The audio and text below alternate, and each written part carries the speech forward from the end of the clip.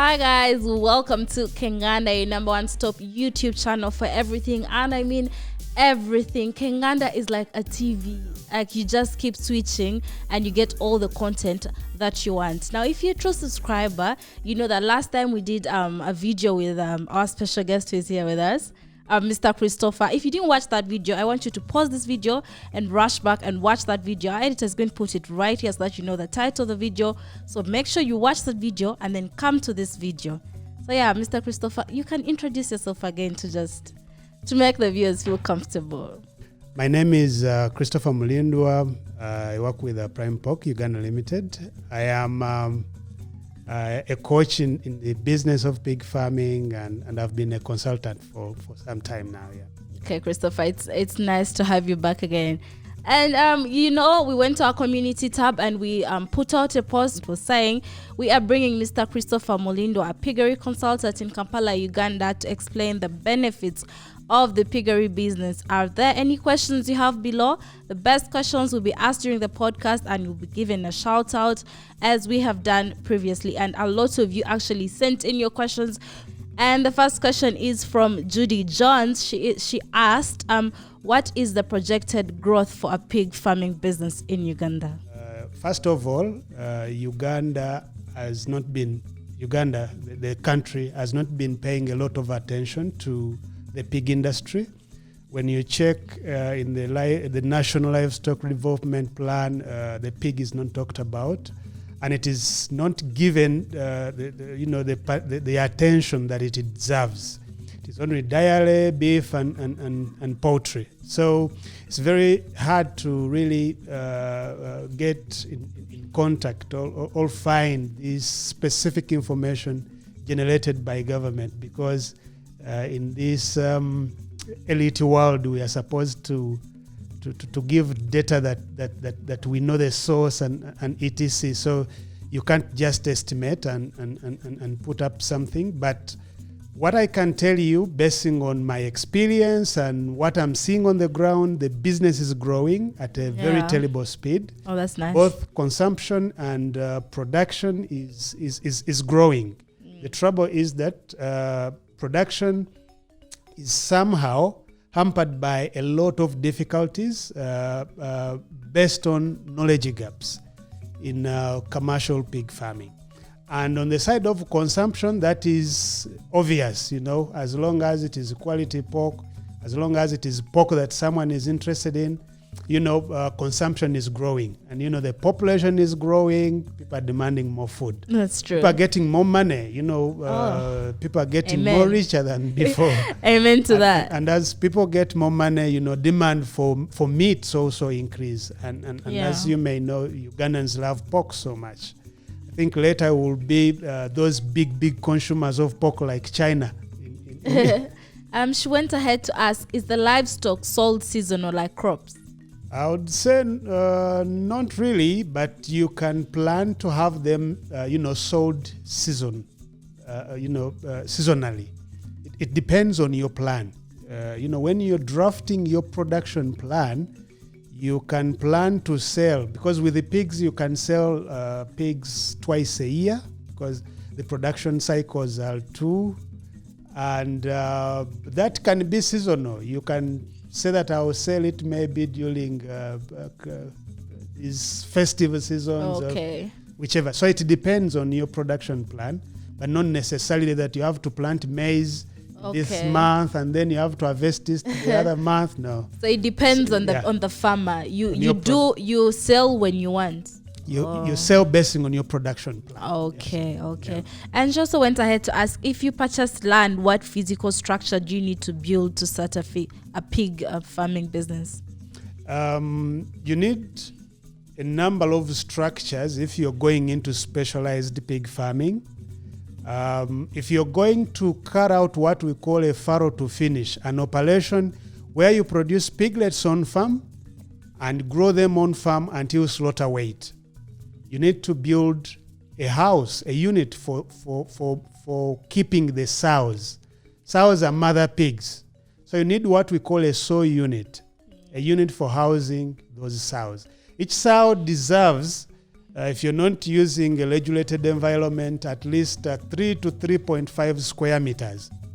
So if you're going to group them, you should make sure that each sow has space of about 3 to 3.5 square meters.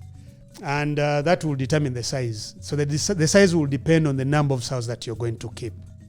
And after the sow unit, you need a fattening block or a finishing block. If you're not going into so much specialization, because in some farms, we also construct weaners units. So before you take the pigs to the fattening unit, you first keep them in the weaners unit.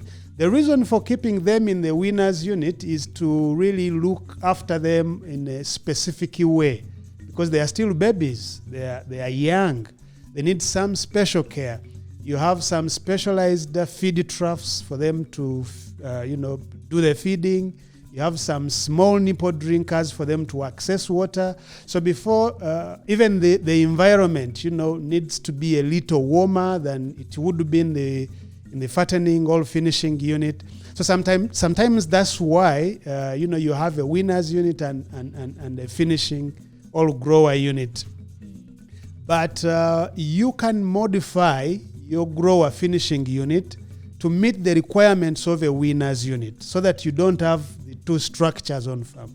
Because the more you build the structures, your budget will get constrained. Oh, yeah, that makes more sense. So you need to modify your finishing house to be able to accommodate weaners as well, so that you don't lose a lot of money in housing. Another critical house would be the following unit. And I really advise it for someone who is keeping more than 10 sows. To reduce the risk of high mortality during farrowing, it's very important that you have a farrowing unit. Because in a farrowing unit, you'll put a farrowing crate, and this farrowing crate will, prevent the sow from sleeping over the young ones. Yeah. So, that is, you've reduced on the chances of mortality. And also, when you're designing the farrowing unit, there is a section for piglets to receive some warmth. And, piglets, die from excessive coldness. And, if you don't have a following unit, such provisions are hard to provide. Okay. So that's why it is important. All so you need all those houses to really to make these pigs comfortable and to have them grow at a speed that you want, so that you get the best from them. Okay. Now, moving on to our next question. Ruvi the Red asks, what is being done to combat African swine fever? Most people, every time people think of pigs, their health and the health regulations come to mind. So I think this one is worried, he may eat pork and sleep in the hospital or something. Yeah, but African swine fever as a disease is for pigs only. It doesn't affect any other species of animal. It is for only pigs. And it is the only disease that we all fear, because it doesn't have a vaccine and it has no treatment. So we just have to prevent it. That one we do by ensuring proper biosecurity. Biosecurity, the word bio, if you remember, in early science, means life. And security is security, protection. So you have to guard your farm from living organisms. You have to guard your farm from microorganisms, disease-causing agents, pathogens. You need to protect your farm from them. And how do they come to the farm? Through visitors, through vehicles that are delivering feeds, through feeds themselves. So you need to take measures to make sure that these organisms do not access your farm. So if you happen to do that, you have no reason to worry about African swine fever. Okay. Because it cannot bring itself to your farm. So there must be an entry point. So biosecurity means you have to close every hole that might lead to the introduction of the disease into your animals. So don't let your pigs, loiter around, because from loitering they can pick the virus. Don't feed restaurant remains. Don't allow people into your farm. And if you must, disinfect them thoroughly. In large farms, we ask them to even take a shower and then change their attire to the farm attire.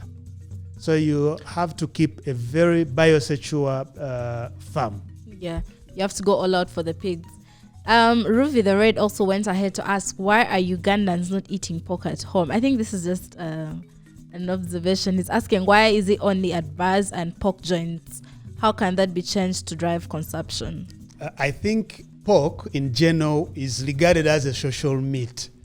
For me and my friends, whenever we want to go chill out and have some leisure, what we do is to go to a pork joint. Yeah. And it is even more better when you're eating, together. Yeah. And it is the only meat that I see people crushing a full kilogram and go away with it. It's not common with beef and other meats. Yeah. So it is more of a social meat. Like you see people who take beer. Yes. There people can take beer at home, but it is more enjoyable when you go to the bar. Yeah. So that same thing, and that's why the consumption is high, because everything that relates to sociality, to leisure, is attracts that attention. Okay. Gigi Gary asks, what makes the pig business unique and more profitable than the chicken or the chicken farming business or the hen?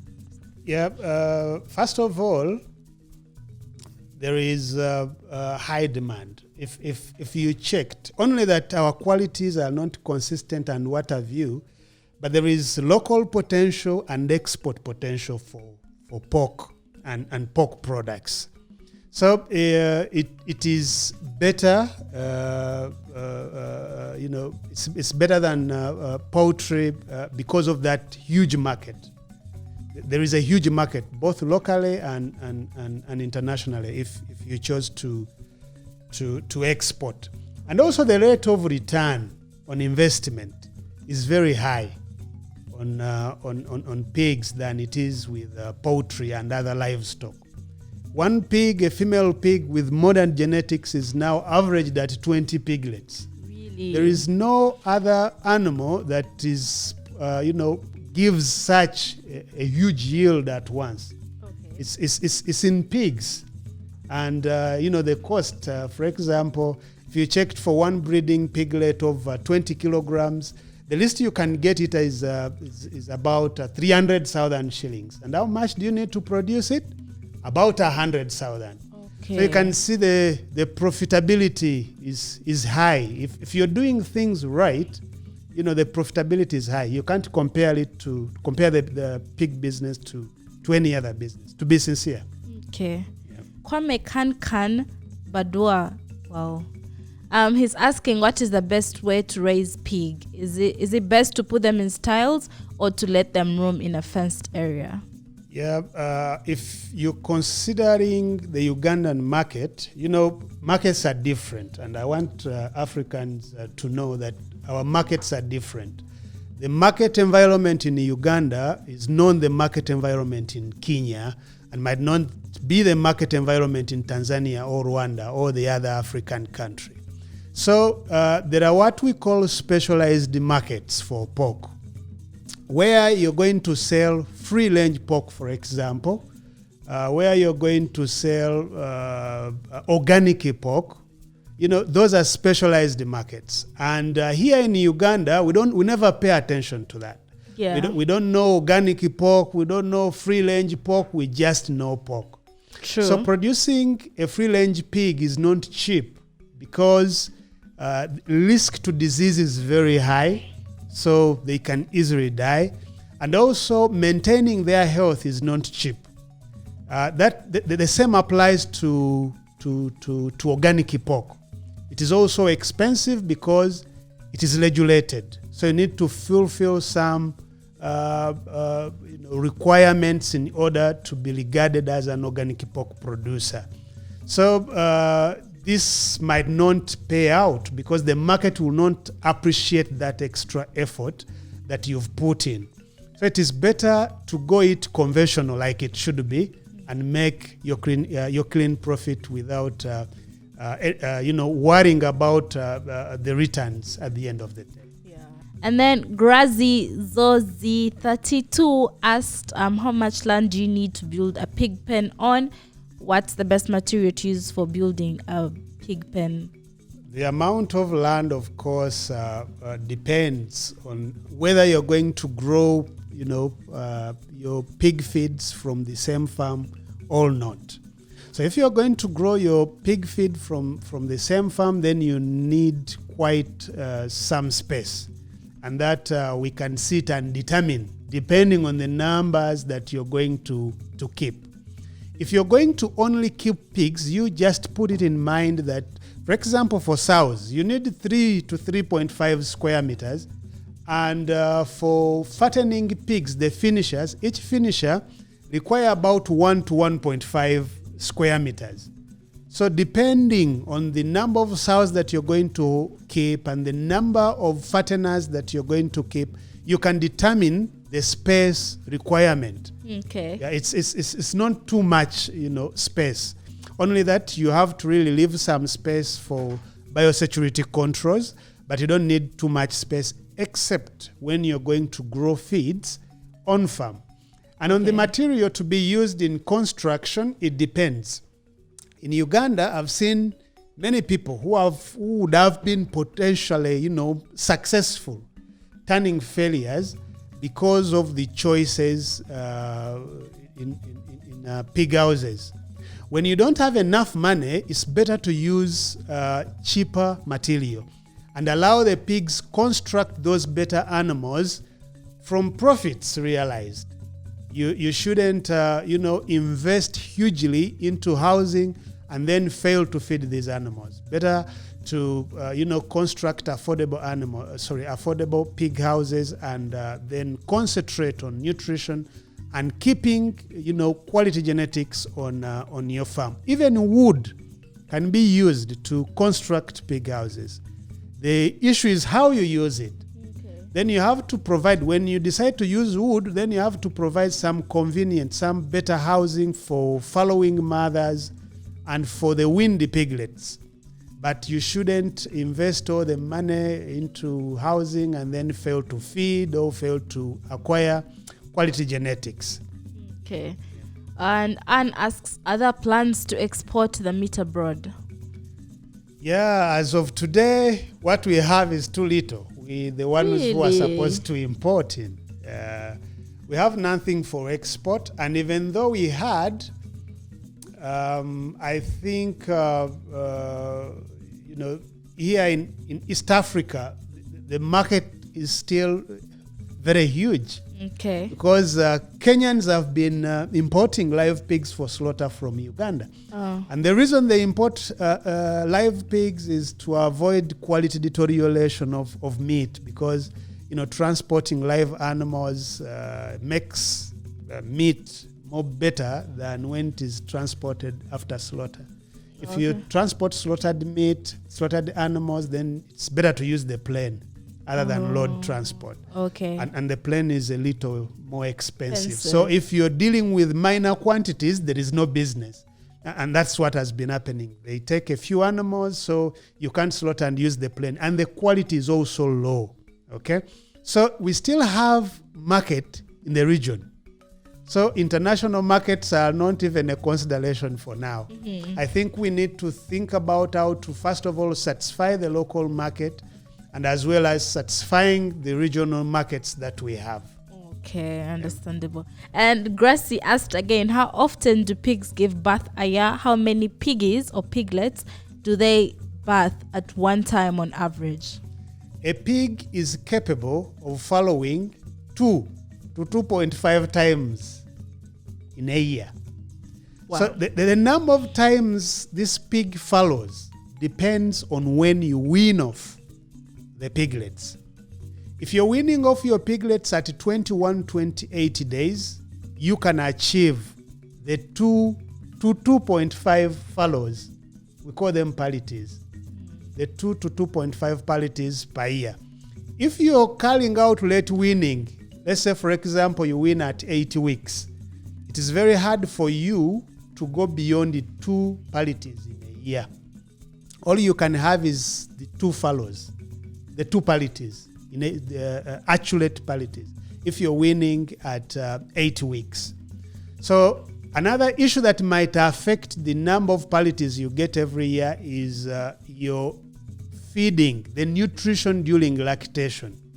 Okay. So if you don't correctly feed these sows when they are feeding their young ones, they will be out of shape by the time you wean the piglets off. And a pig that has lost its body shape, cannot. They also lose body shapes. Of course, the body condition score, goes to below average, and such a pig will need time to first regain its body before it can go. It can go on heat again. But for a pig that was fed rightly during lactation, you only need 3 to 5 days for it to come back on heat. So once you wean off, you need 3 to 5 days, and it will be ready for service again. Exactly. So that's why you're likely to receive, because the cycle is almost 5 months. So 5 plus 5 is 10. And the excess you have in a year is those 2 months. So if you play with them rightly, you will have 5 palities in 2 years. Okay. Yep. Thank you. You see, we said we have 3 products, if you can remember. Yeah. Yeah, we have the pork, we have the breeding animals, and we have the semen. Yeah. And she's talking about profit. Yeah. So profit is, we have to subtract the costs, the everything. And then the margin, and what we remain with. Okay. So with a pig that is intended for slaughter, we slaughter them at about 100 kilograms live weight. So a finisher goes to the market when it is 100 kilograms. And we estimated last time that you would spend between 300 to 350 feeding that pig. Oh. And when it goes to the market, now weighing 100 kilograms live weight, you expect to lose about 25 to 30 percent of that weight. So that means that what is valued at the abattoir is about 70 kilograms. Okay. 70 to 75, but we'll take 70. And the minimum price for pork in Uganda today is 10,000 Uganda shillings. And so that means that each finisher will go for about 700,000. Okay. So if you subtract the cost of feeding, you can see where you come. And for the piglets, for those who are selling live animals, it depends on the quality of genetics you keep. Now, it goes beyond what you've invested in, and it comes to the quality of genetics, because when we are buying breeding animals, we base on quality. So if your animals are of high quality, of course, the cost will be high. And the cost of production is almost similar to what is spent when growing a pig for slaughter. So you can imagine if you're buying, let's say, these first generation gilts, each is about 1.35 million Uganda shillings. And remember that person would have used about 300 to 350,000 to grow that animal. So the profit is very high, but the consumption, the number of animals you sell are not that many, because it's not that all the time people are replacing their reproductive herd. All right. Yeah. So with the semen, still the same thing, but a dose of semen in Uganda goes for about 30 to 25 Uganda shillings. That's why I want to get into the semen business. Depending on the quality. And one boar in one ejaculation can produce more than 20 doses of semen. See? So there is money. If you have a good marketing strategy, you're good to go. Yeah. Yes. See? On to our next viewer, Nakawesi Victoria asked, what is the best food to feed the pigs? Pigs must be given a balanced diet. And with a balanced diet, I mean a feed that contains the right levels of proteins, right levels of carbohydrates, right levels of minerals, and right levels of vitamins. In Uganda, people like using generic formulas. It is very wrong. Oh. Until you confirm that this formula can provide all the ingredients, all the nutrients that the pig requires, then do not use it. Okay. Until you confirm. So once you confirm, then you use it. We currently depend on concentrates. I don't want to so much go into there, but you need to find some nutritionists or nutritional companies to help you come up with a balanced diet for your pigs.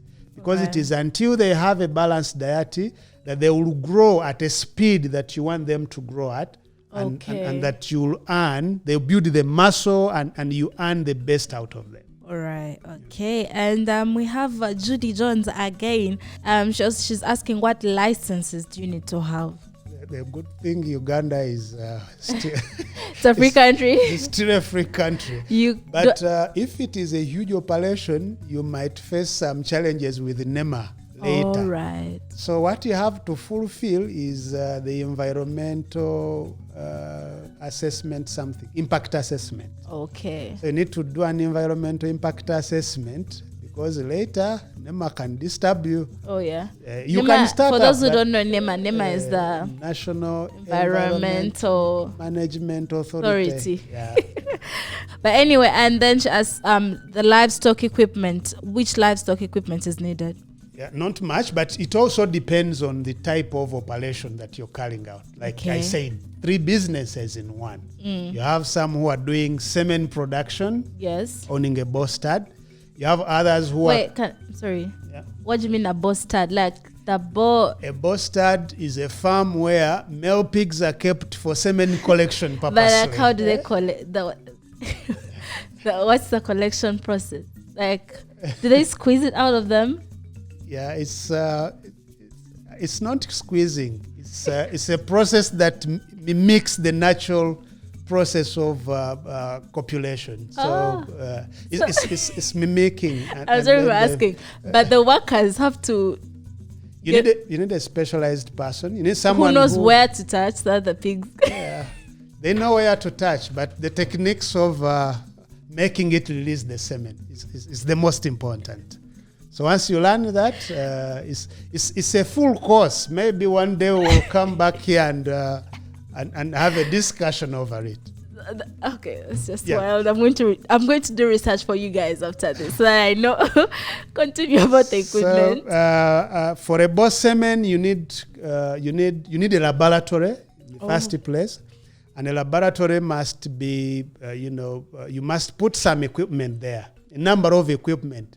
It will take me some time if I'm going to measure. Okay. But you need a microscope. You need a photometer. You need some test tubes. You need laboratory equipment in general. But they should be in relation to both semen processing. Yeah. So you need some packaging machine, etc. Okay. A lot of equipment. And for a breeder, you need some following crates. All right. You need some gadgets. I'm forgetting the name to the ultrasound. Okay. To test for the babies. Yeah, the how many kids are inside? How many piglets?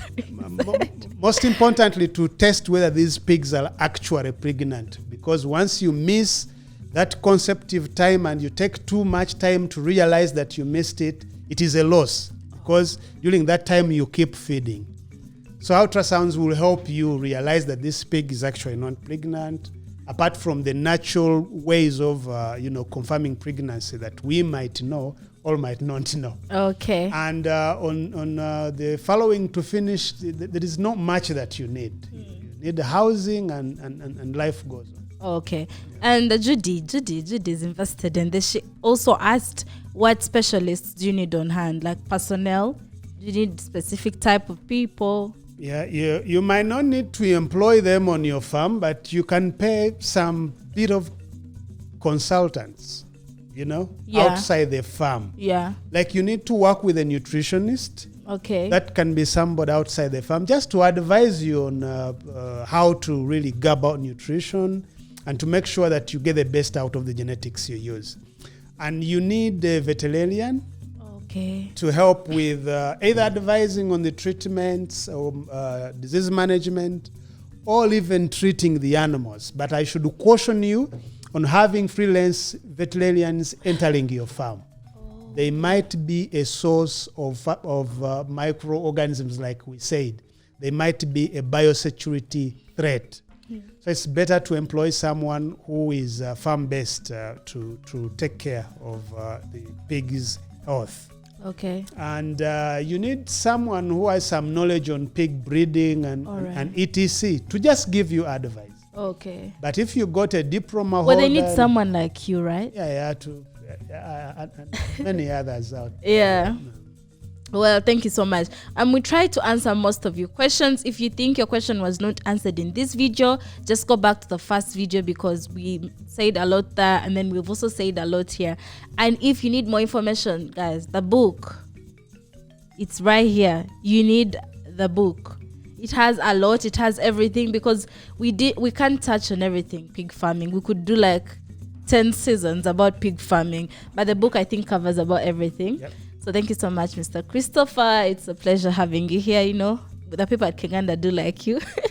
Yes, guys. So please do like this video, subscribe to our social media pages, that is Uganda Nation on Facebook and Instagram. And then he's also going to mention his socials. Facebook, I'm on Twitter, and Chris Mulindwa. Okay, they can just find you there. Yeah. Yeah, so if you've not yet subscribed, please pause and then do subscribe, hit the red button, hit the bell for notifications, and we love you so much. We do hope that you're staying safe wherever it is that you are. Till next time, my name is Janita Maya.